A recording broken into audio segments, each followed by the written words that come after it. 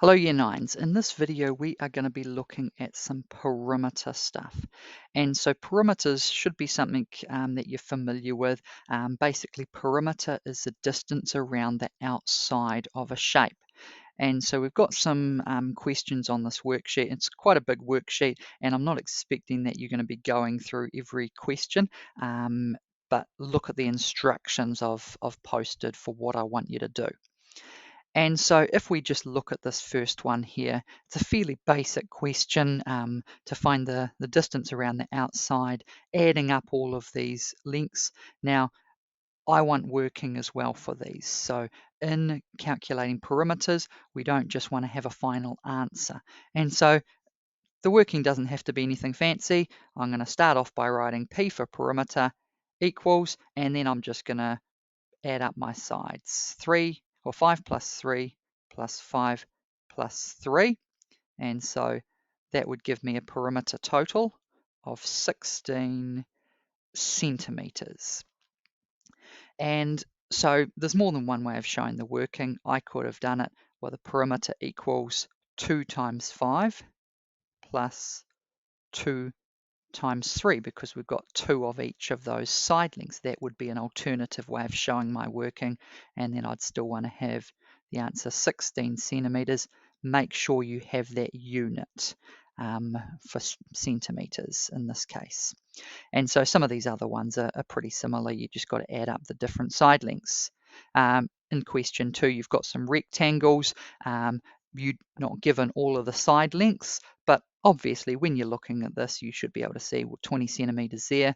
That's also 20 centimeters and 6 centimeters there. So that side's going to be 6 centimeters as well.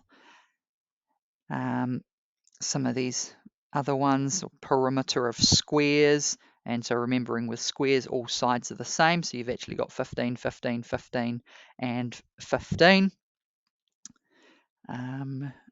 Question 4, we got some equilateral triangles, and these little dashes are just kind of indicating that these side lengths are all the same or equivalent to each other.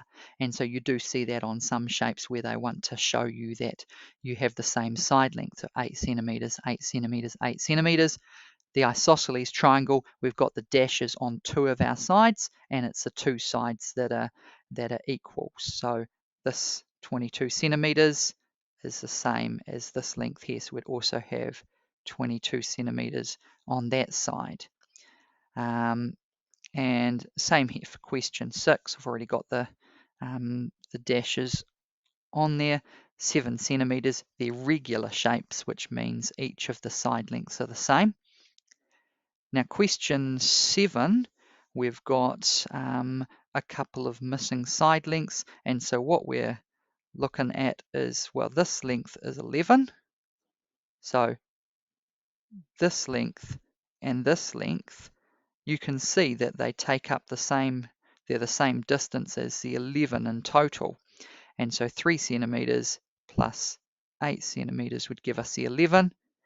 And likewise, this full length is 10 centimeters.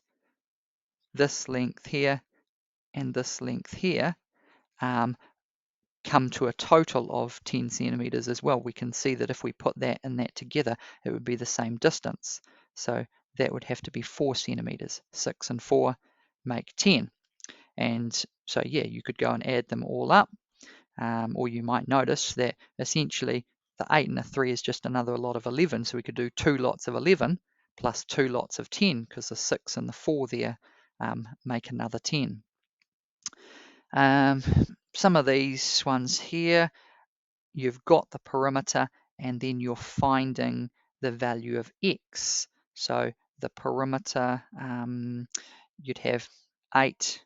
That would also be 8 centimeters, which would mean you've got 16 there. You'd have to have 5 and 5. So x would end up being 5.